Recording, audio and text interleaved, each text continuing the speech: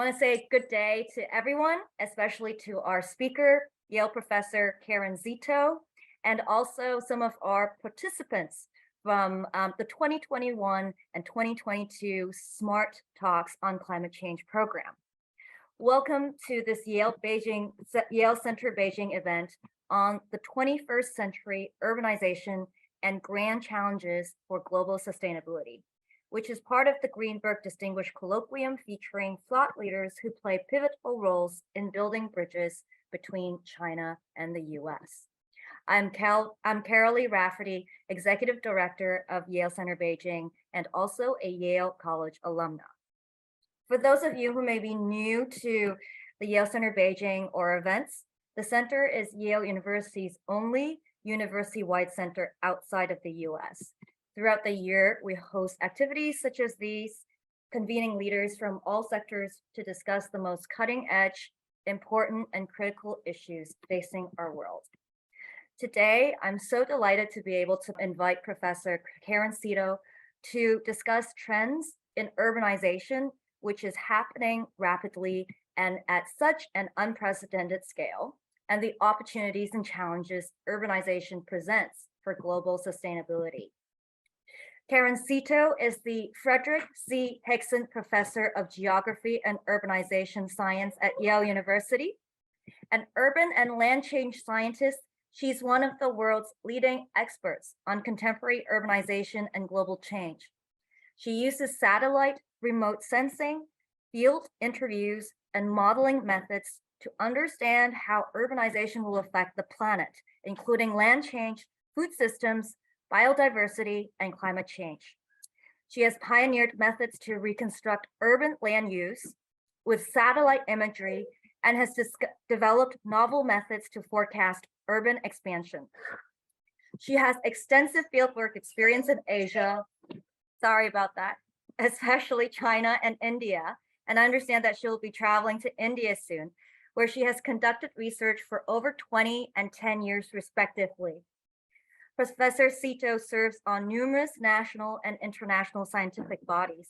She currently co-chairs the US National Academy's Climate Security Roundtable, established by the direction of the US Congress to help better understand and anticipate the ways climate change affects US national security interests.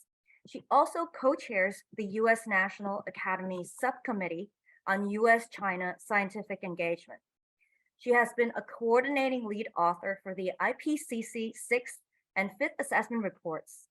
From 2000 to 2008, she was faculty at Stanford, where she held joint appointments in the Woods Institute for the Environment and the School of Earth Sciences. She has received many awards for her scientific contributions, including the Outstanding Contributions to Remote Sensing Research Award from the American Association of Geographers. Professor Seto is a member of the US National Academy of Sciences, the American Academy of Arts and Sciences, the Connecticut Academy of Science and Engineering, and the American Association for the Advancement of Science. She received her PhD in geography from Boston University.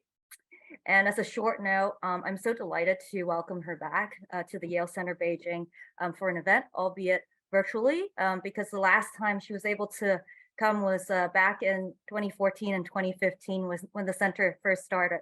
So I hope that we might be able to get you back for a 10th year, maybe. So today's event will proceed as follows. Professor Seto will give a presentation followed by Q&A. All of you participants are welcome to type your questions in the chat box as we speak, and I'll select the questions and later unmute some of you to pose your questions. I may also ask some questions that the Yale Center Beijing team has collected in advance. Without further ado, let's welcome Professor Seto. Thank you. Thank you, Carol. And it's really nice to be back to Yale Center Beijing, even if it's just virtually, but it's nice to see the center behind you. So yeah, it's nice to be here virtually. So I will spend the next 35 or 40 minutes talking about 21st century urbanization trends and really highlighting at a very high level what these trends mean for sustainability at the global level. So I'm going to focus on the challenges that urbanization presents for global sustainability. So I'd like to start off with some general statistics first. So we right now are 2023. Let's see, we're 2023. We have almost about 4.5 billion people living in cities and towns. One of the things that I want to remind everyone is that this is an incredible change over a very short period. As recently as 1950, that's less than 100 years ago, we had fewer than 1 billion people living in cities and towns. So in less than 100 years, our urban population has increased significantly to over 4.5 billion people. And the most recent UN estimate is that by 2050, our global population will reach 10 billion people. Of those 10 billion people, 6.7 billion will be living in cities and towns. So that means that over the next 30 or so years, we're adding about 2.5 billion people to cities and towns. Just to put this into perspective, that means that every 5 days, the urban population is increasing by 1 million people. Every 5 days, 1 million people. So here's a picture of Shanghai. Maybe some of you are from Shanghai or based in Shanghai. This is a picture of Shanghai in the early 80s, and this is Shanghai today. So this is a kind of urban development that I imagine many of you on the call have witnessed in your own life. But I want to underscore that this is not only happening in very big cities like Shanghai, it's also happening in rural places. We are seeing urbanization in rural places, such as what you see here. This is in Nepal. This is a picture taken in one of my field sites in Nepal, in the Himalayas. This is in the early 90s. And this is the same place just in the 10s. So in about 20 years, we see this pretty significant change, even in the Himalayas. So urban populations are increasing, but another really important trend is that average household size is declining. And this is happening again all around the world. And the most recent statistics coming out of China show that this is also a trend happening in China. So here I show 5 countries: US, New Zealand, Australia, the UK, and Canada. I could show any country in the world and the trend would be the same, very, very similar. The only difference is that the y-axis would be different. In the US, the average household size was about 3.5 in 1960, and today it is about 2.5. If we were looking at African countries, this y-axis would be 7 or 8, going down to about 5 or 6. But again, we would see a very, very similar trend all around the world. So populations are increasing, but household sizes are declining. The other big trend is that new home sizes are also increasing. So in 1973, the average size of a new house in the United States was about 1,600 square feet. And today it's almost 2,800 square feet. And again, this is the same trend all around the world. The only difference is that the y-axis would be different if we were looking at China or other countries. So what does this all mean? So these are 3 big urbanization challenges: increases in population, declining household size, but increasing size of the homes themselves.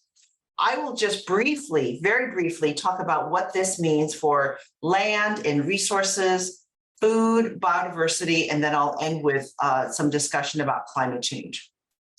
So first of all, the increase in population requires land, right? We need land to build homes, to build schools, hospitals, roads.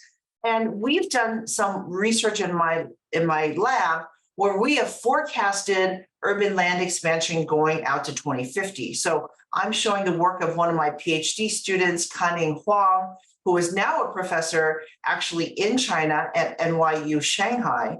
And he has forecasted the growth of land all around the world. And what you see here in this map are probabilities that different areas will become urban. So anything in red indicates higher probability that this will become urban land by 2050. And the lighter colors in yellow means that it still has a probability, but not 100%. So lower probability, but still probability that it will become urban. If we look at China and India, we see that we forecast a lot of new urban expansion in the center part of the country. And if we look at India, what's interesting is that we forecast a lot of new urban development, but very small scale. So you can imagine, rather than in China where you have big mega urban regions, in India you have smaller towns and cities becoming larger. So they're more discrete. And the same thing we're forecasting for sub-Saharan Africa. But this is one of the biggest impacts that we're seeing is land, the loss of land. If we look and see what this might mean in terms of how much new land, so let's just focus here on this last row. Here, this is the total amount of urban land around the world in square kilometers in 2015. These are different scenarios, SSP 1, 2, 3, 4, and 5. SSP 2 is basically a middle of the road. Basically, if the world economies continue to develop as is. This SSP 5 is one where we see rapid urban and economic development that's really fueled by fossil fuels. And we can see in this scenario, we can almost see a doubling of the urban footprint, nearly a doubling of the urban footprint. Even in the middle of the road, we're expecting to see over 150,000 square kilometers of new urban land. So the point that I want to highlight here is that there's a very large range depending on what will happen to the world's economy. But if we take the average of these forecasts, what this means is that we're expecting to see a lot of new urban development happening every single day. It is equal to, this is a picture of an American football field. It is equal to 20,000 American football fields becoming urban every single day for the next 40 years. So someplace on the planet, we will see 20,000 American football fields becoming urban. If we were to aggregate all this new land, all this new urban land, it will be the equivalent of these 4 countries. It's a lot of land. So it's the land of these 4 countries, France, Germany, Spain, Italy combined. So it's a lot of land. What does this mean for resources, right? So that's just land that we were just talking about. But if we look at the resources required to build the built environment, I want to highlight what this new urban area will look like. These are graphs that show the development of cities in both the lateral dimension, so lateral expansion, so this is outward growth, but on the y-axis, this shows upward growth, so vertical development. And the colors indicate increase in density. So colors that are these colors that are purple and black, they mean that vertical growth in places that were already urban in an earlier period. So in India, so what I'm showing here are 6 Indian cities. And what you can see here is over a 10-year period, Indian cities are primarily going to grow outward. So they're outward. So they're this lateral expansion, but there's very little upward expansion. Do you see these little arrows here? There's a little bit of upward expansion. So Indian cities are growing out, but they're not growing up very much. Okay, so here we see African cities. So African cities over this 10-year period, they're also growing outward and a little bit upward, but not very much. So I want everyone to put in their chat, if folks can just pull up in the chat, I'm going to show Chinese cities in a minute. What do you expect Chinese cities to look like? Can people just type in the chat? What do you expect these arrows to look like? Carol, could you just read off some of these because I can't see my chat right now? Sure. Let me see. Upwards dramatically. Okay, upwards dramatically. Grow both out and up. Higher, but not very much outward. Okay, all right. So the side, thanks, Carol. So the sides of these arrows indicate how much. So the longer the arrow means more expansion. And the longer the arrow, if it's vertical, means very high cities. So somebody said high, but not very up. All right.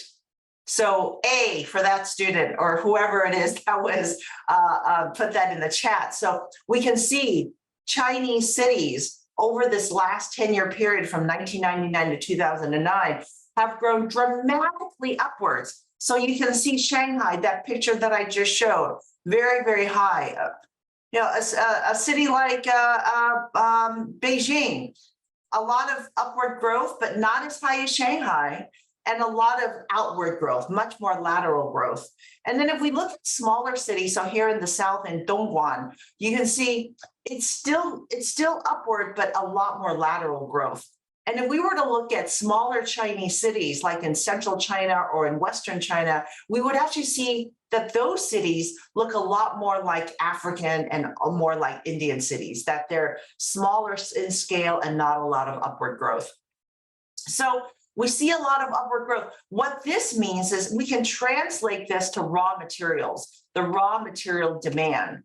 And globally, what we are expecting between now and 2050 is with all these cities growing upward, it's going to require a lot of new concrete, steel, and raw materials. And the UN estimates that the raw materials to build and operate cities will more than double from 40 billion tons a year to 90 billion tons. And they conclude that the high demand for such raw materials far exceeds what the planet can sustainably provide.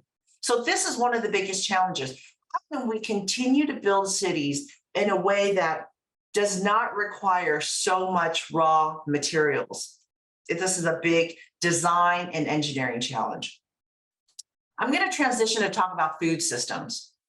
So if we know that urbanization requires land, so here's a picture of Chinese city, new urban development encroaching on agricultural land. We know that if cities take land, they're going to take land in places that used to be agriculture. So here's an example of that.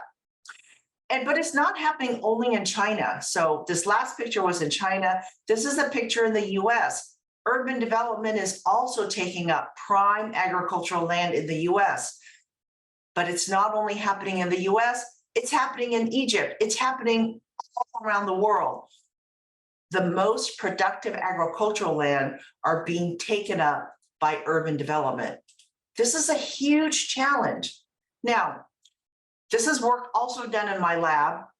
If we were to look globally at the amount of agricultural land that's being lost to urban expansion, this is the total amount right here. It's about 2% of the global cropland is being lost to urban expansion. So that's not that much. But if we look at the productivity of this land, if this number was 1, it means that the land that's being lost is equal in productivity to the national average. This number is 1.77. So this means that it is almost twice as productive as the national average. It means that we are taking out land that is on average more productive than national.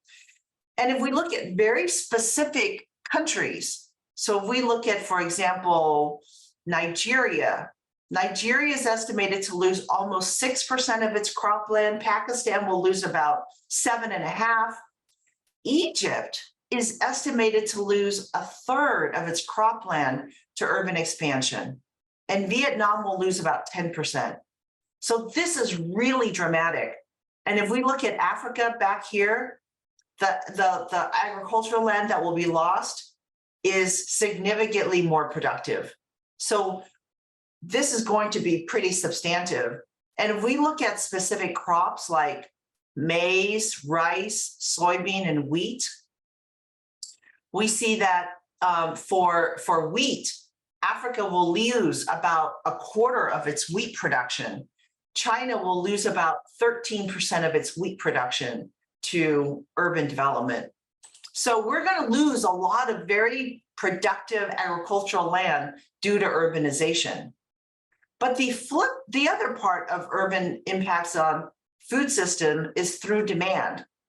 And one of the biggest things that we're seeing with urbanization, especially in places like in China and also in Africa, is a significant change in diets and an increase in food away from home and an increase in fast foods. In the food literature, there's a very big literature that shows that as countries urbanize and as they get richer, there's what is called a nutrition transition. People go from they're foraging for plants, they're eating just plants that they find. They go from that to legumes, and from legumes to wheats and grains, so like rice and wheats. And from wheats and grains, they go to dairies and processed sugars and eating much more meat. This is a very a well-known nutrition transition that's been documented all around the world. What we see is a new urban transition. In addition to the transition that I just talked about, the other thing that we're seeing is an increase in the food away from home. So this is data, these are data from 80 countries. So each dot represents a country. And on the y-axis, this is the percentage of the country's population that is urban. And here on the x-axis, this is the percentage of food that is consumed away from home. You see a very clear and positive correlation that the more a population, a country's population is urban, the larger percentage of the food that is actually consumed away from home. There's a lot of different reasons for this. Urban populations means that often you have dual incomes, so both members of the heads of households are working, so there's less time to prepare food and eat at home. If both people are working at the office, they're more likely to eat food at the office, going out. And so what we're seeing is, if you imagine a world where most of the population is urban, this means that most of an increasing percentage of our food is actually consumed away from home. Another aspect of this is that as we eat more food away from home, and as we have longer supply chains, this has a big impact on what is called cold chain logistics. So back in the olden day, when we used to shop more frequently for food, food didn't have to be refrigerated as much. But as we shop less frequently and we go to larger supermarkets like Carrefour or Walmart, these larger chains, it means that we're actually buying foods that are refrigerated. So here on the bottom, you see this picture of a storage unit for fruit that has to be refrigerated. We see trucks that have to be refrigerated. So has a really big impact in terms of the energy demand to refrigerate the food, to bring the food to our cities. This cold chain logistic is enormous. And it means that we have to build warehouses like this up in the upper right-hand corner that are all chilled to chill our food so that the food does not spoil during this transportation process. And it's also not only for fruits and vegetables, but also for seafood. And one of the most interesting innovations around seafood is designing packaging and also cultivating fish that can live outside of water for long periods of time. This is fascinating. So there are some types of fish now that we are eating that are able to live outside of water for like 6 or 8 hours. It's incredible, right? And so anyway, so there's this whole new, development in the food industry so that we can have these longer supply chains. So I've talked about land resources.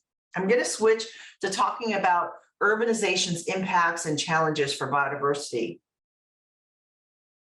So what we are seeing is around the world on the y-x-axis, a significant increase in urban land. So I showed some of those numbers earlier. What this means is that there's a significant decline in the habitat range, the amount of habitat that's available to species. So if we look at 1700, we had very little urban land, but we had a lot of habitat. Now we're in the 2000s, we have a lot of urban land and a lot of agricultural land. And there's been this significant decline, an 18% decline in habitats available. So if one thing is the loss of habitat, but the other thing that's being affected is as we have cities, we have lights. And when we have lights, nighttime lights have a big impact on biodiversity. So they have a big impact on things like bats, on owls, on lizards, salamanders, frogs. Lots of different animals are actually affected by nighttime lights and their ability to forage at night, to eat at night, but also many animals actually mate at night. So this has a very big impact on reproduction of species. The other thing is that urbanization is accelerating evolution. And so this is being documented all around the world. And it's many different species that are rapidly evolving, partly because of new environments, but partly because of different species coming together, novel species interacting, and each species actually evolving rapidly because they are interacting with novel species.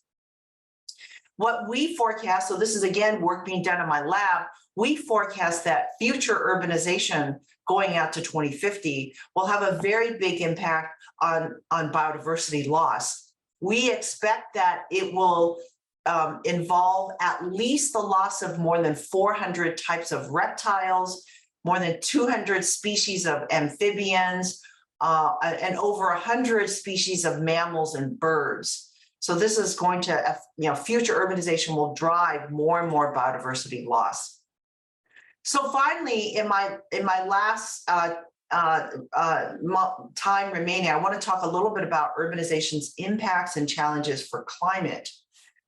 So about a year ago, we published the 6th assessment report of the IPCC. So this is the UN climate report that's published about every 5 years or so. And one of the big results from that report is that in the 10 years between 2010 to 2019, greenhouse gas emissions were the highest they've ever been in human history. And we have seen that the Earth has already warmed 1 degree C since 1850. We like to use 1850 as a starting point because that is around the time of the Industrial Revolution. That's around the time when we started using a lot of fossil fuels. We are warming about 1 degree since 1850. And the report indicates, it concludes, we are not on track to limit global warming to 1.5 degrees C. The reason why we talk about 1.5 degrees C, 2 things I want to emphasize. This 1.5 degrees C is from 1850. So that is the starting point. Whenever you see people talking, scientists talking about the 1.5 degrees C limit, it is in comparison to 1850. And the reason why we talk about 1.5 degrees C, it's really for 2 reasons. One is that this is the temperature increase that has been agreed upon by members of the United Nations as the temperature that we want to maintain to limit global warming to. And the reason why is that scientists, there's a lot of science that indicates that warming above 1.5 degrees C could have really catastrophic impacts on human well-being, on ecosystems all around the world. Now, if we look at the share of the world's population that account for emissions, it's actually a very small share of the world's population that are responsible for the majority of emissions. So what I'm showing here in this graph on the x-axis, this is the share of the world's population, and on the y-axis, this is the share of the carbon footprint.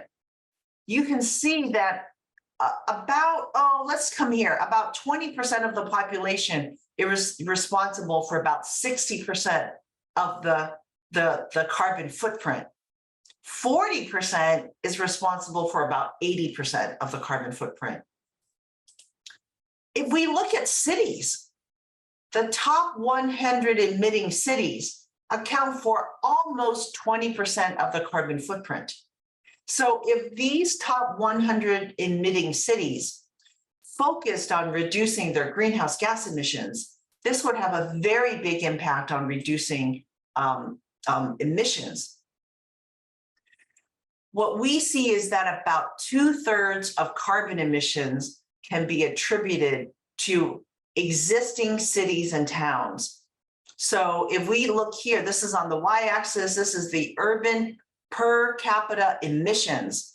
Developed countries like the US, Canada, we're responsible for about 23% of the cities there are responsible for about 23% of total urban emissions, and per capita emissions are almost 11 tons of carbon per capita.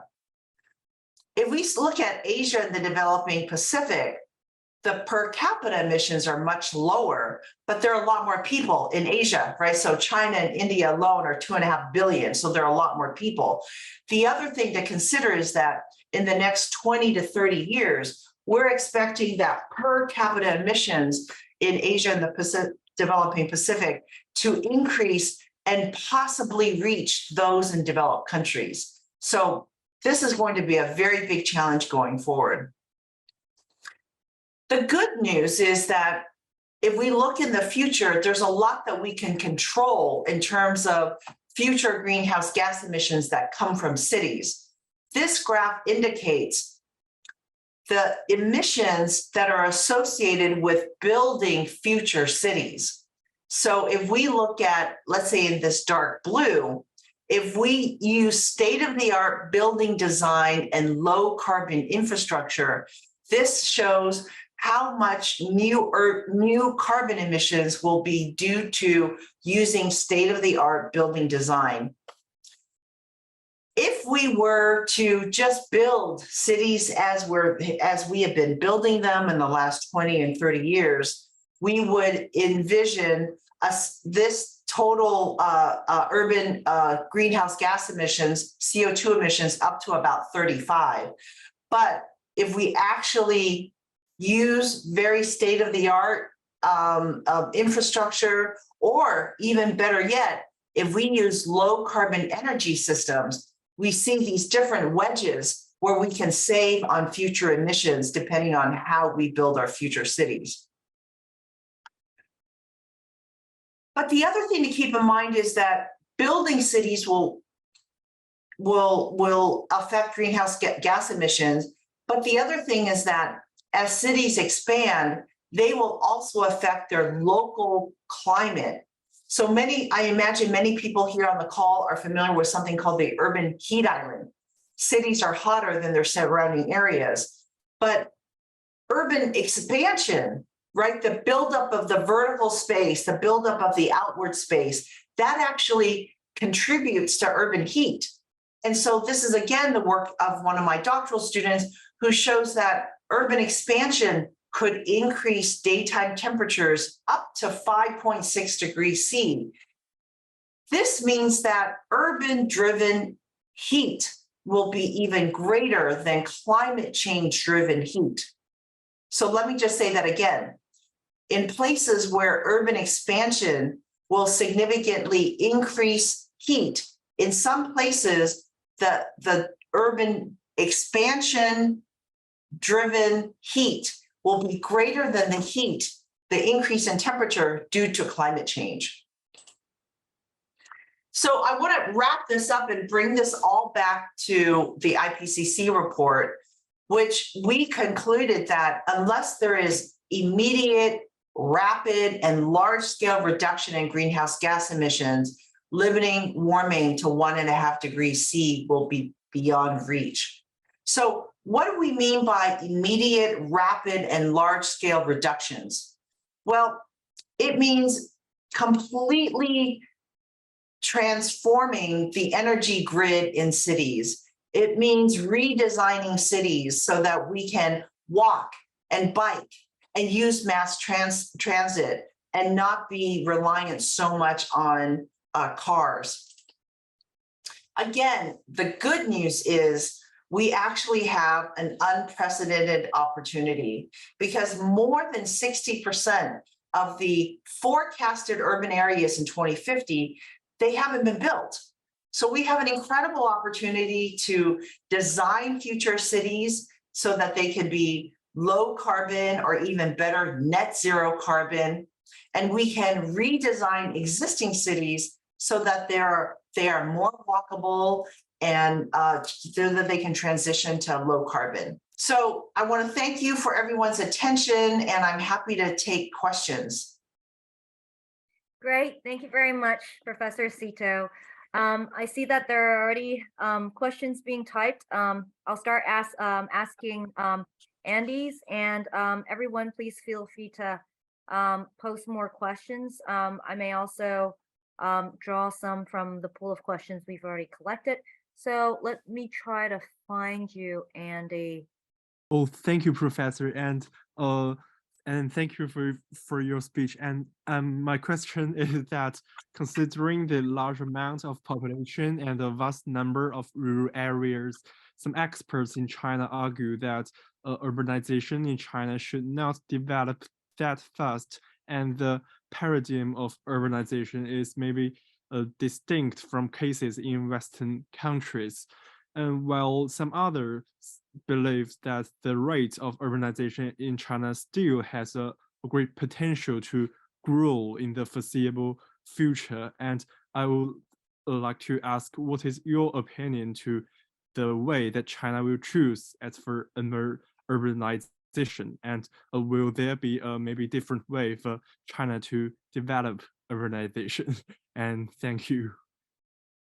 Yeah, well, I mean, China already. So I spent the first 15 years of my career studying China's urbanization, and it's very clear that China's path of urbanization is unlike any other country in history. I don't have those slides ready, those statistics, but basically, roughly in about 50 years, it took China to achieve in 50 years what it took the United States about 200 years to achieve in terms of urban development, in terms of the resources and infrastructure that is in China's cities. And I think a really important point to remember is that urbanization is strongly correlated with increases in income.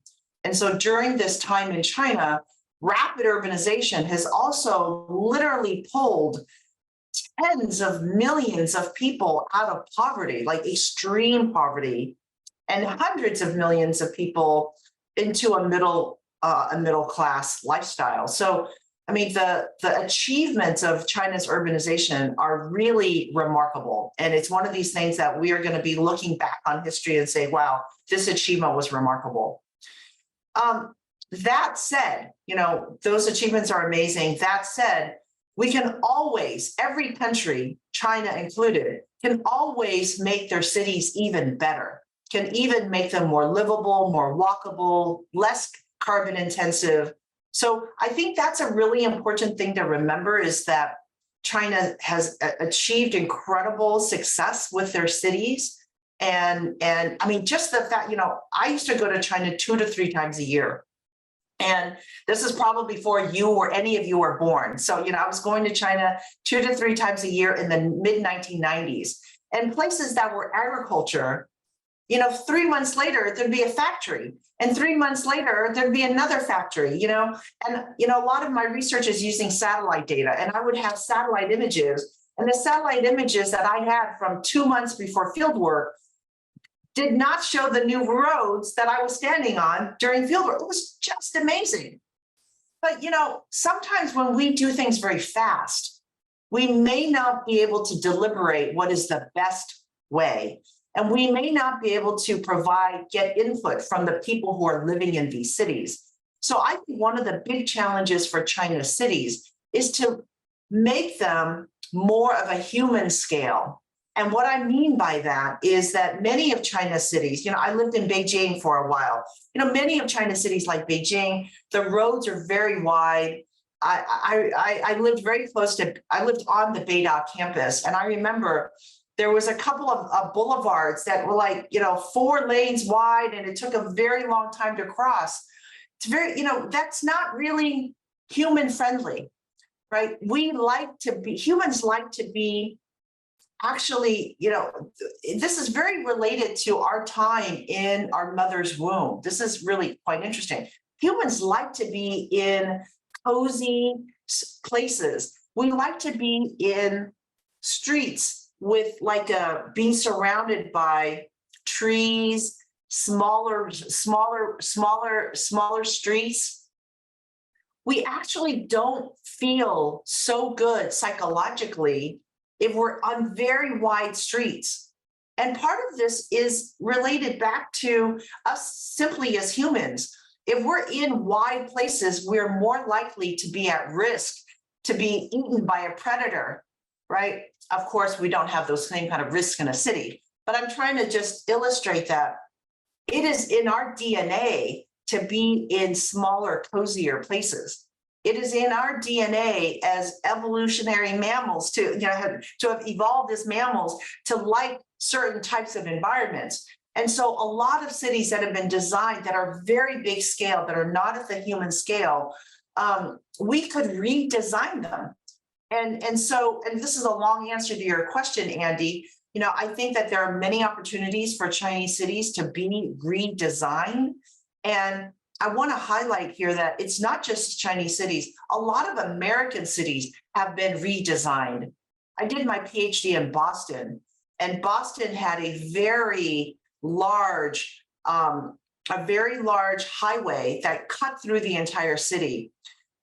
There was a 10-year effort to take that big highway and put it underground, completely redesigned the city. San Francisco is another city that had a very big highway cutting across the city. They redesigned it after the 1989 earthquake. So it is a natural process for cities to get redeveloped. Cities are always undergoing change. We don't design cities, build them, and then, it's not a museum. And so I think that in this next 10 years, this is an incredible opportunity for Chinese cities to become even better and to become more human-centric and more sustainable. Thank you, Professor Seto. I'm going to ask a question that we collected, and it's kind of it's a composite question from a number of people, actually in academia, and it's about whether you have seen examples, whether in developing or developed countries where countries or policymakers have done a good job in protecting food systems and biodiversity. For example, one professor from, I believe, the Beijing Language and Culture University cited Britain's so-called anti-urbanization movement and efforts at rural protection. What are your thoughts on some of the interesting examples that cities or about to be urbanized places can draw on? Thanks. Yeah.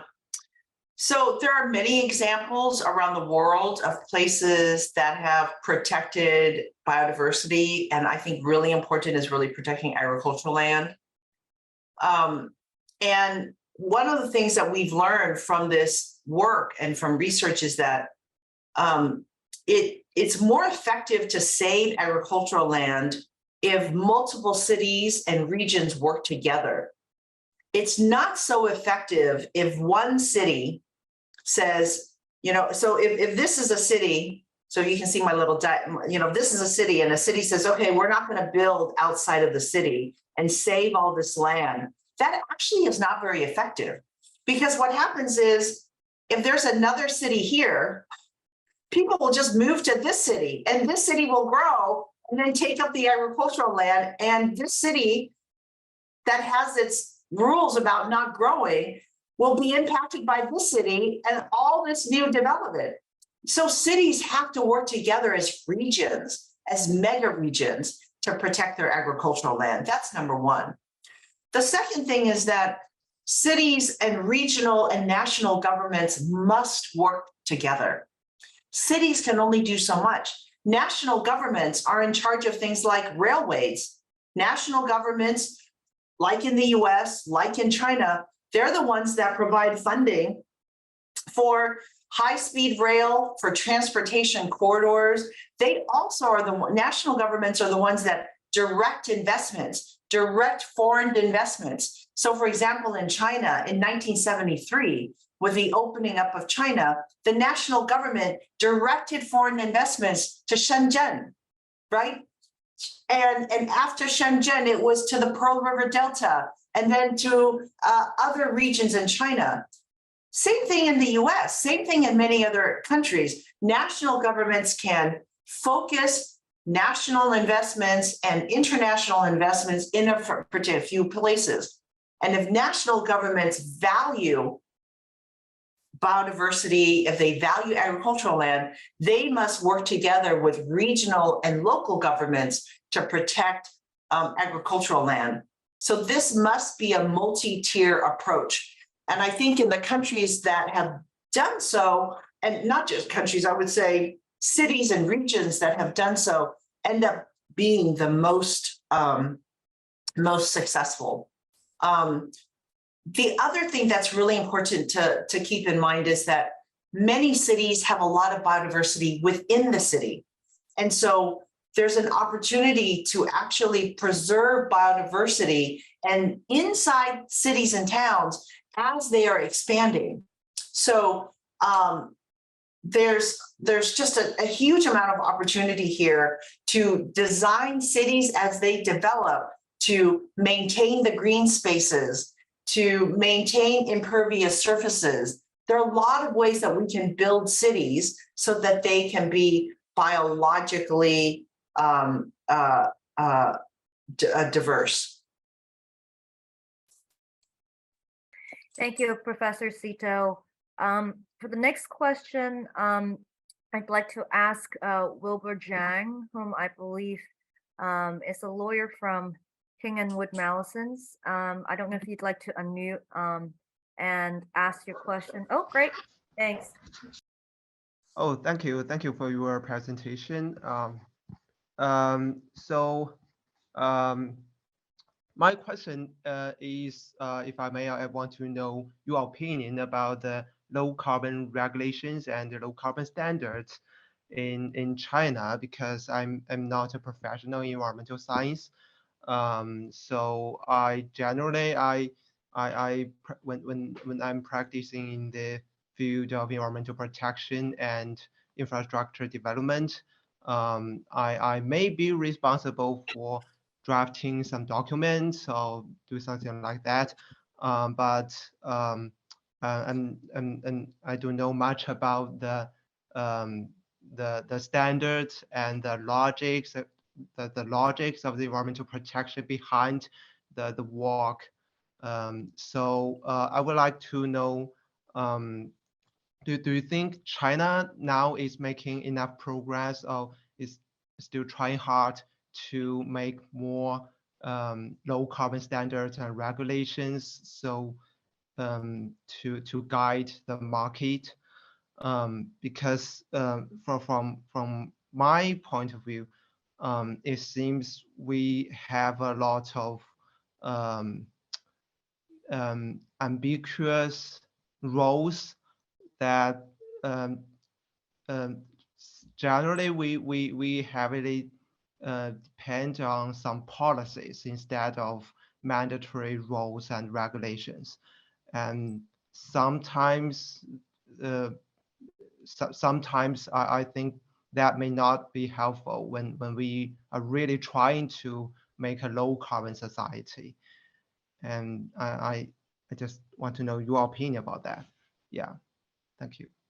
Yeah, that's a really important question. So if I could just break your question down into two different parts. So one part is Yes. what is China doing in terms of implementing, in terms of setting policies for low carbon? And then the second part of that is really about implementation. So here's a good example that I'm going to give for a moment. So I'm wondering, for all of you on the call, how many times your parents set rules for you, any kind of rule. Maybe it's like, how much time you can be on the internet, or, how much exercise or how much sleep you should get. That's a good rule. Maybe your parents say, this is how much sleep you should get. But it's one thing to say, this is a rule, or this is a policy. Maybe the parents don't say it's a policy, but it's another thing to say, I'm now going to enforce it. Okay, now it's time to go to bed. Okay, now you have to get off your internet, right? So China has done a great job in setting a lot of standards. They have a lot of rules. China is excellent at setting a lot of low carbon standards. The implementation is much, much harder.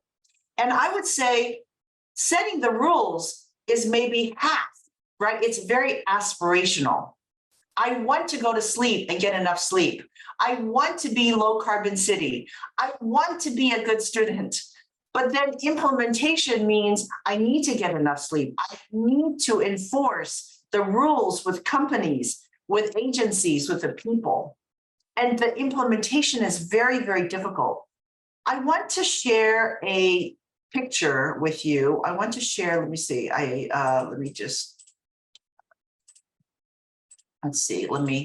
want to share something else with you just so you can get an idea of the different strategies that are available, because it's a quite complicated thing if we're going to talk about getting to low carbon or net zero carbon. So I'm just sharing you another diagram from a paper that I've written. So we think about what cities, so this is specifically for cities. What can cities do? If we think about decarbonizing, getting to net zero, getting to low carbon and net zero, there are really three big strategies. The first strategy is cities need to reduce the demand for energy. And really there are three, I call these things pathways. So strategy is like a big umbrella, and then a pathway is specific. So we could do spatial planning. And if we did spatial planning where people could walk to work, that would reduce the demand for cars, reduce the demand for energy. If our buildings were more efficient, if we had appliances that were more efficient, if we conserve energy, like turn down the thermostat, that would reduce demand. But the other thing that we need to do is the cities need to switch supply of energy. They need to switch supply of energy from coal-fired electricity to green electricity. So this is what that means by decarbonization of electricity. So we need to switch our electricity supply from coal to green energy. But there are a lot of things that are not using electricity, like a lot of heating is not using electricity. A lot of our mobility, like cars and buses, are not using electricity. And the reason why we focus on using electricity or electrifying heating, mobility, and cooking is we can easily decarbonize electricity. We can use windmills or solar power to generate electricity. So if we use buses running on electricity, we can then have a decarbonized transport system.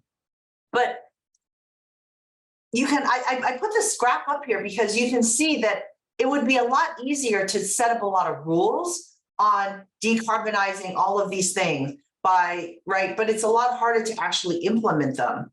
But one thing, And one thing that is relatively easy, that is part of the decarbonization strategy, is to enhance carbon uptake.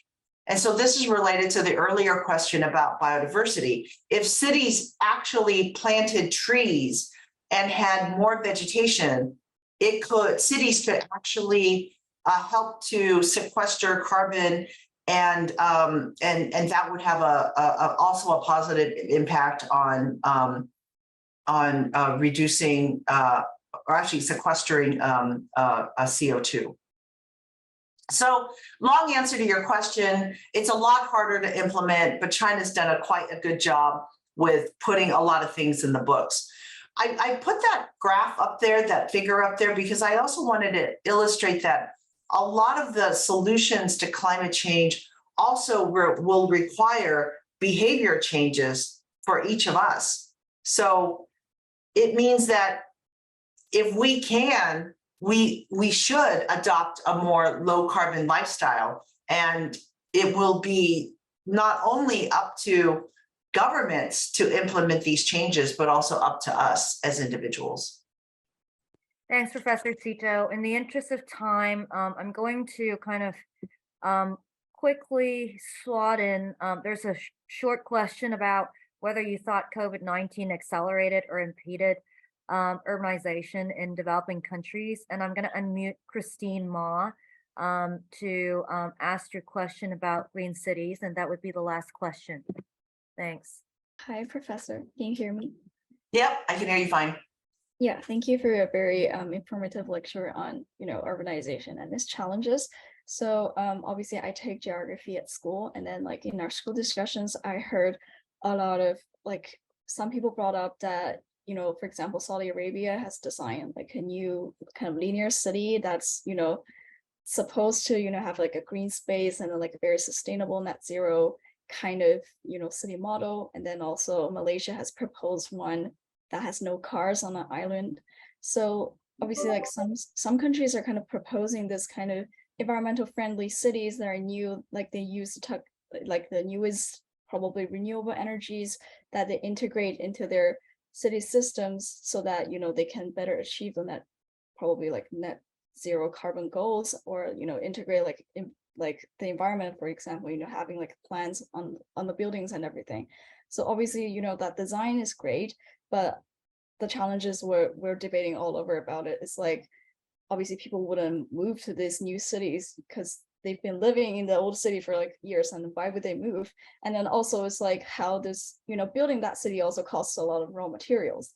But on the other hand, like improving upon the, existing cities is also like a challenge, because you said it's easy to set the rules and, set the goals, but it's hard to implement, all the changes. So for example, you can change like the ways of generating energy, but you have to rebuild all the like pipelines and like, all the lines and everything. And then also I heard, for example, Yale had like the system where they can store heat and then, use like a kind of recycling system where they can, use the heat to heat up the building in winter, but then obviously you can't pluck out a building and then, build the endothermal and like an underground vent and then put the building back up. So obviously, building up on the existing city also requires a lot of challenges because it's been there for like ages, and then, redeveloping it also has challenges. So I was asking you, whether, having a new city is like a feasible solution to climate change, or, which kind of side do you take, whether it's like building a new city or, improving upon existing ones?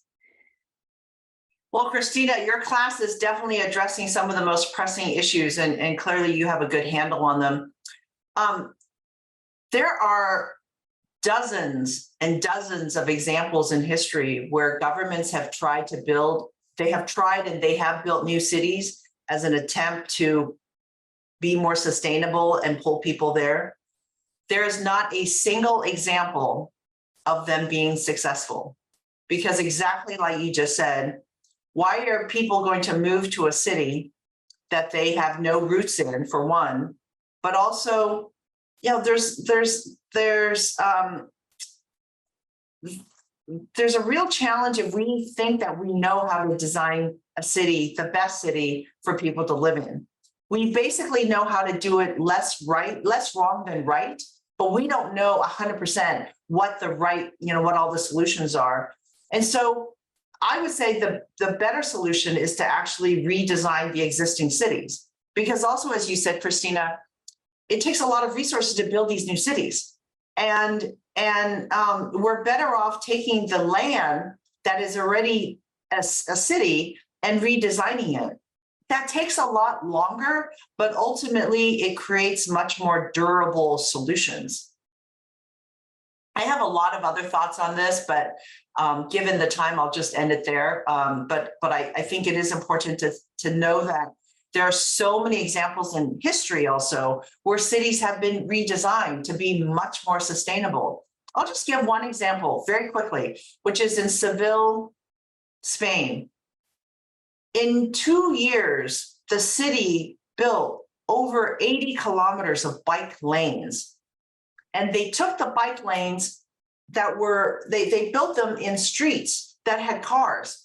None of the business owners wanted to get rid of, space for cars because they thought that was important for their business. But ultimately, they were able to do it. And it has completely, I was in Seville this past summer looking at this, completely redesigned the space and changed the city. So, every city can redesign themselves. It's pretty remarkable. Thank you so much. Well, first of all, thank you very much to Professor Karen Seto for making time for this very informative, inspiring, and engaging talk. I've learned a great deal, and I'm sure everybody has as well. I really hope that with the policy changes with in China, that we'll all be able to meet at the Yale Center Beijing soon, including Professor Karen Seto as well as our audiences. As a tradition for our online events, what we do at the end is we try to ask people if you're able to turn on your cameras to turn them on so that we can take a really quick group photo. And also we will unmute you in case you want to say thank you to Professor Karen Seto. So I'm going to count down from 5. So 5, 4. Hurry, turn on the cameras. Yes. 5, 3, 2, 1. Say Yale. Yale. Yale. Great. And please feel free to unmute yourself and say thank you, and wish everyone a fantastic year of the rabbit. Yes, Happy New Year. Yes. And Happy New Year. This is our last talk before the Chinese New Year. So thank you everyone for joining, and to Professor Seto for the talk. Thanks, Carol. Thank you. Thank you, everyone. Have a good night. Bye-bye. Bye. Thank you. Happy New Year. Happy New Year.